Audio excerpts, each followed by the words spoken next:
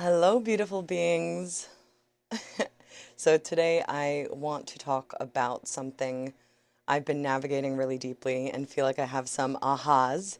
So as soon as I start feeling ahas, I love hopping on here and sharing some codes, some treasures that are found.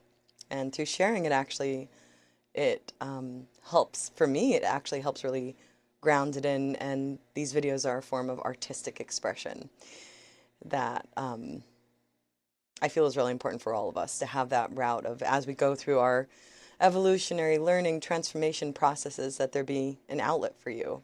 And so I'm curious about your outlets, if you want to share that in comments of how you create art out of your human evolutionary process. And so for me, it's this video. Hi, thanks for being part of my art piece. Okay, so the question that has been coming up a lot for me recently while cultivating intimate relationships in my life and community, which is really important. That's why we're here, to have experiences as humans together, to relate, to feel connected. You know, if we wanted to be alone and in the oneness of all that is, we wouldn't have an experience. And so relationships are a huge part of what we are in right now.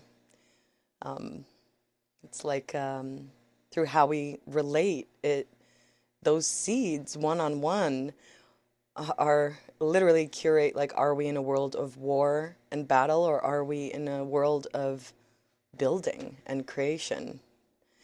And it begins with our personal relationships. It does not begin based on what we see on the screen. That affects our experience. The strength really comes through relating. The way I see it, before we dive into the question and contemplation, is the visual that keeps coming is that every time we drop in with people, allowing in their experience and bringing our experience, and allowing the DNA to exchange codes, even if we're not speaking, there's still a relationship happening. Even if there's no container or labels, there's still a relationship happening and an exchange happening. And how we spend our time together, how we curate our relationships and navigate our attention and intention, the AI, attention, intention, is basically how the body of the DNA of the human experience is dancing. So think of it as like two people mirroring each other and dancing. However that ripples in that moment will trickle into the DNA of the collective body. And it ripples through their experience, through our experience, through all other relationships.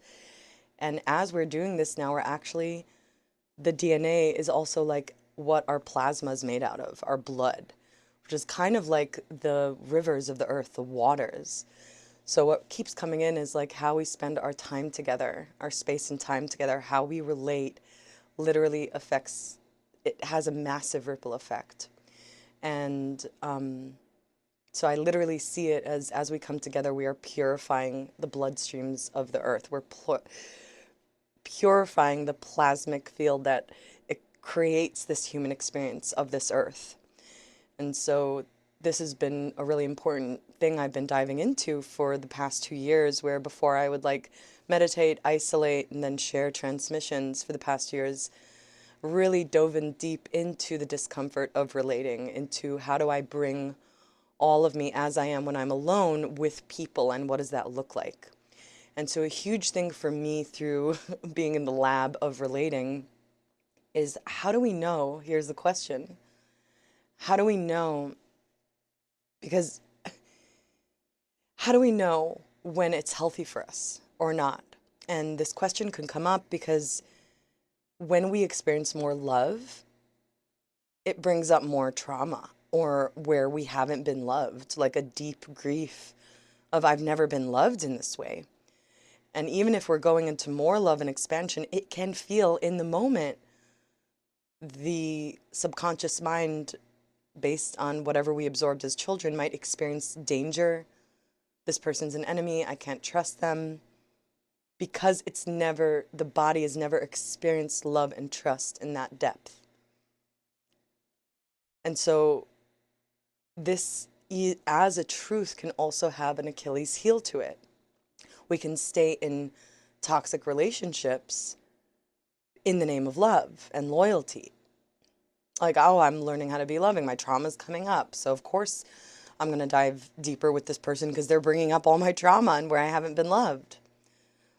So, how do we know? How do we know how to discern these experiences? Even, even me yesterday, last night, I was in many loving experiences and I had a lot of trauma coming up because I have never been held and loved in those spaces I was in. I would usually isolate, and I found myself meeting people and being around people and being loved. And I found that my subconscious mind was projecting like danger, go be alone, isolate. And what I found is that the right thing to do was actually to stay in relationship and be present with the people no matter what I was going through. And I was able to be loved in ways that I have never been loved. And it cleared out the grief, cleared out things that were stuck, stagnant, and allowed in renewed life to come in, more possibility, more co-creativity, more access to like, wow, what is possible in this life? Now, I've also experienced the opposite where I'm like, oh, trauma's coming up. I need to stick with this. And now this is never about the other person being a bad person or whether they are an enemy or not. They are who they are. They are in their experience. They are love. You are love. Neither experience is wrong. And so these higher knowings of like, oh, everybody's experience is their experience and we're all love and we're all one, it can also, in a way, gaslight ourselves into experiences that might be toxic. It doesn't mean the person is toxic. It means that the pattern running can be toxic. Meaning, what is toxic? It's not life-giving. It's not creating more life. So I kind of want to dive into how do we discern? How do we discern? Excuse me. Or not. Don't excuse me. How do we discern when love is bringing up trauma that's being healed and we're being loved in ways we've never been loved versus we are maybe being in loved in ways we've never been, but the bigger pattern as it is isn't truly loving. So just tune into if you have that question with a partner, with a friend, with work. Where are you like feeling that tug of war within you of, wait, is this actually bringing in more intimacy and more value into my life? Or, and I need to like breathe through it versus do I need to step away? Even though I can see this is so loving and everything is beautiful and we're always growing and learning, right? We're always growing and the only constant is change. Like it's always happening.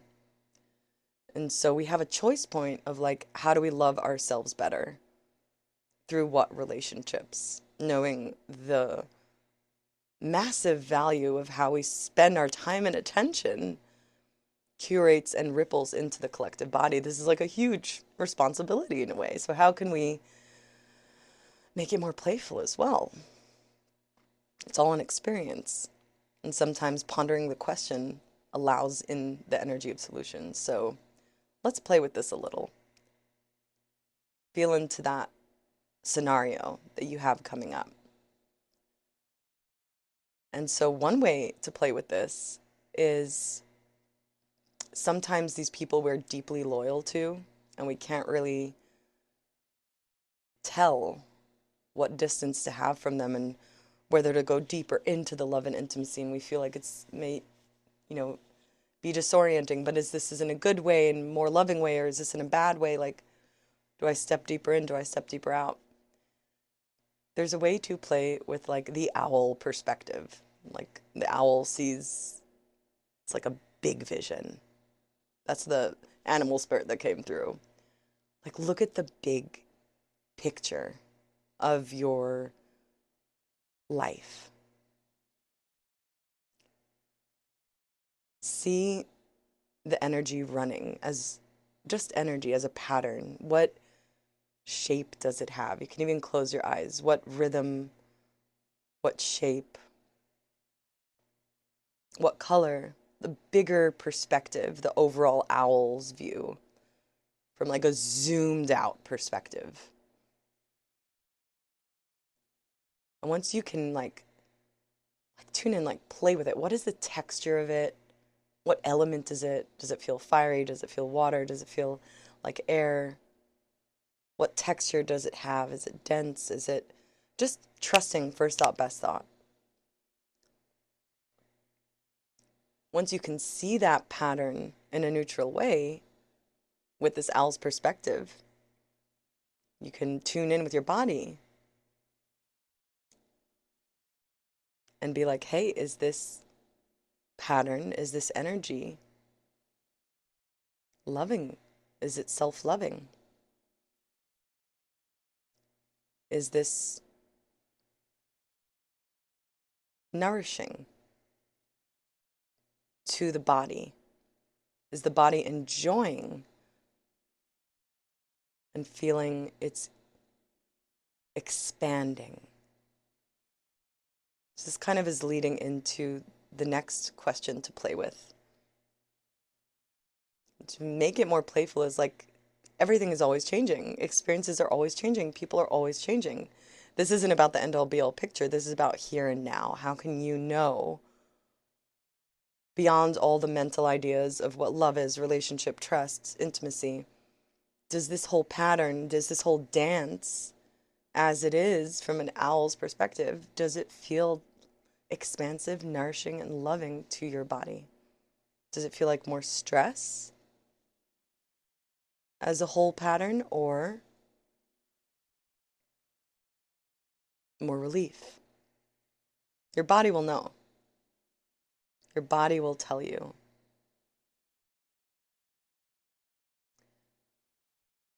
So that's the first thing, like playing with the owl's view, seeing it as just a neutral shape, texture, and tuning in with the body.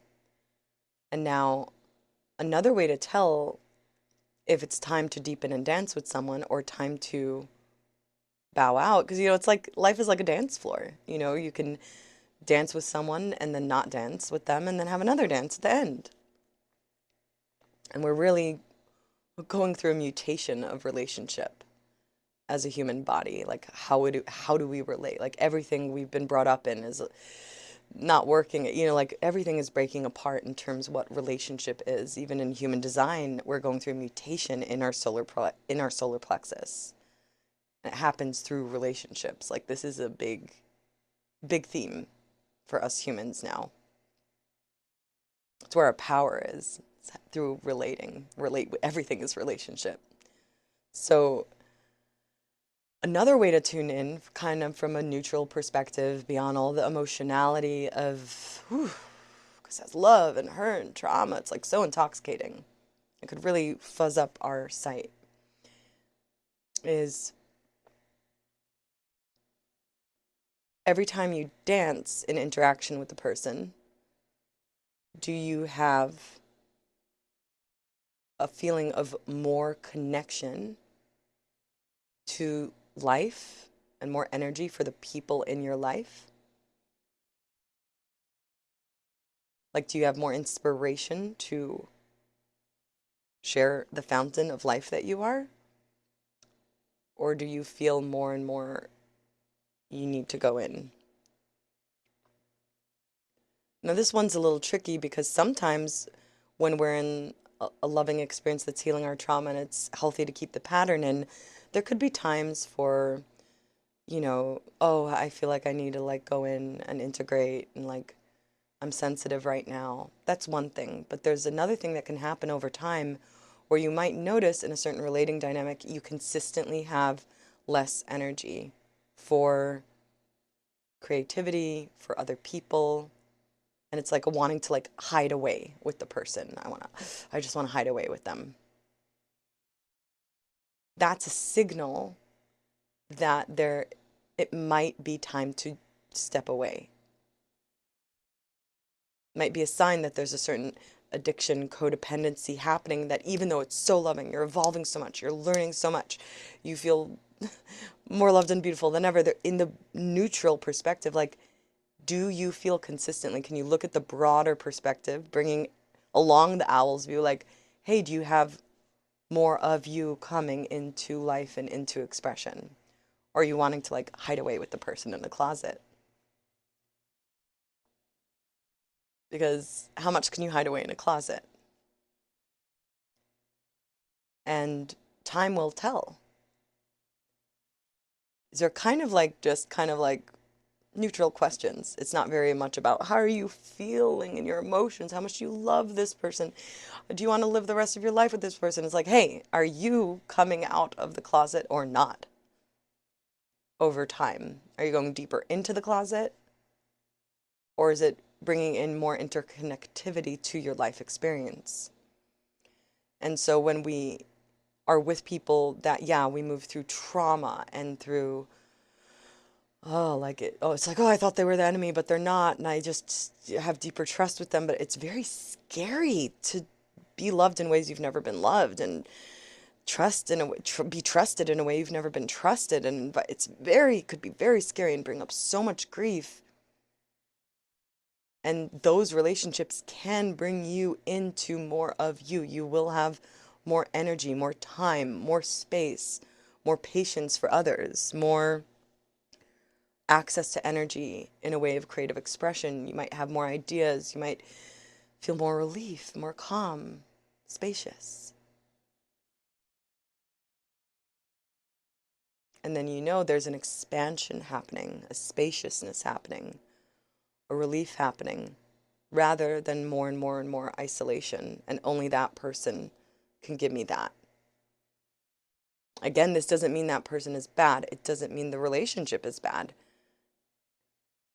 This is a question of how much time, space do I invest in this thing? It's like, you know, I really love peanut butter and jelly. I love it so much that it's kind of dangerous for me to buy it because all I will eat is that. And now I actually live with people that always have peanut butter and jelly in the cupboard.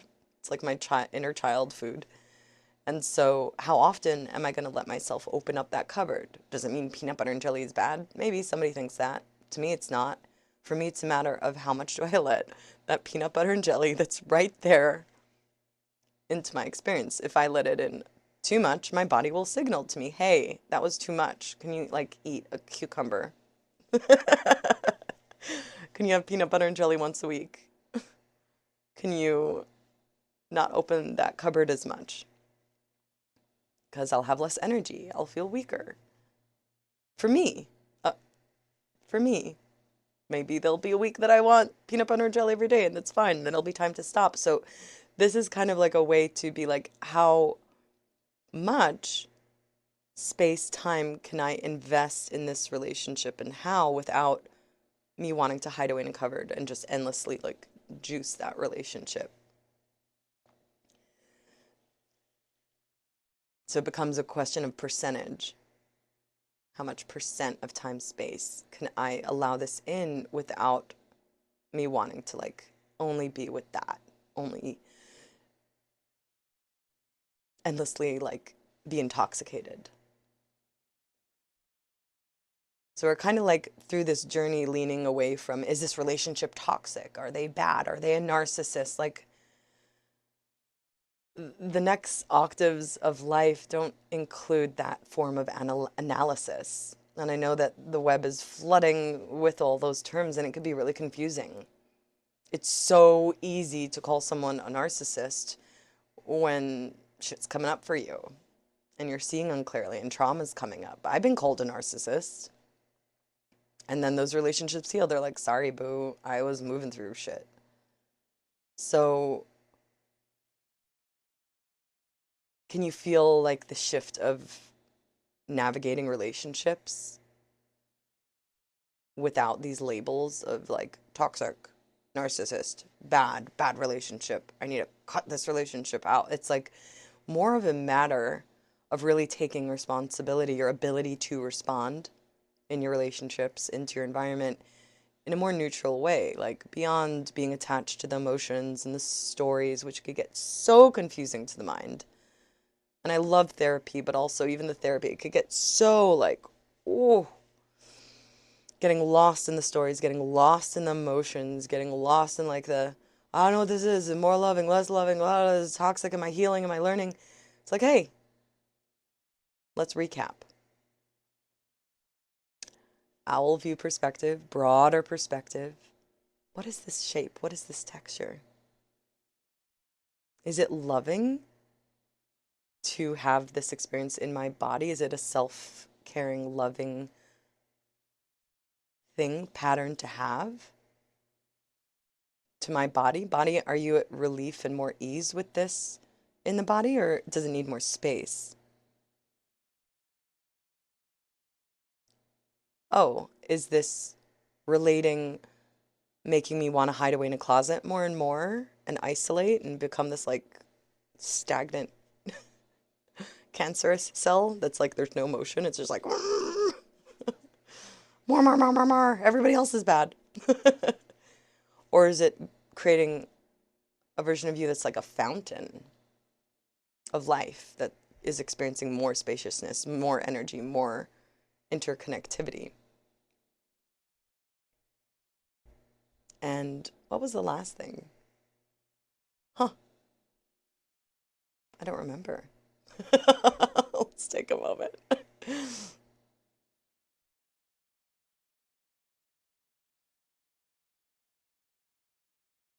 Yeah, the question of what percent? What percent can be self-loving, self-caring, because I'm responsible for my own experience? Can this come in to my life? In what ways for it to still stay self-loving? Because it's moving through the patterns of like, they're out of my life, they're in my life. It creates so much war energy and battle energy. Our life experience is based on our relationship to things and especially people, especially other humans. That when we go bye-bye from this life, when we die, we see that we're all one. We've always been one.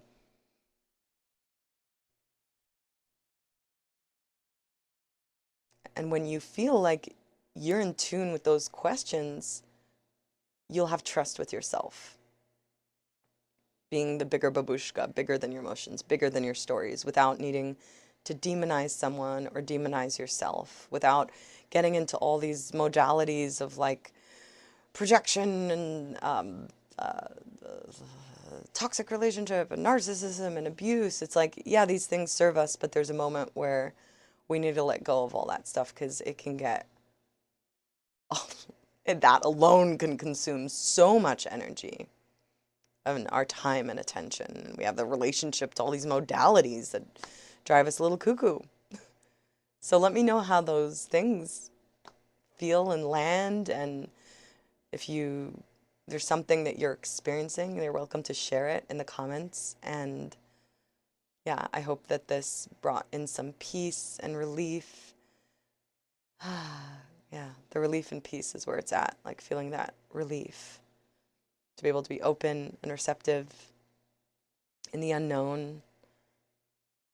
Because, when we're in the right place, the right time, in a way that's self-loving, like it's okay to experience that pain and that grief, to feel the purity of pain and grief as we melt into more loving experiences. It's very scary to experience true safety when we haven't known that, or true support when we haven't known that.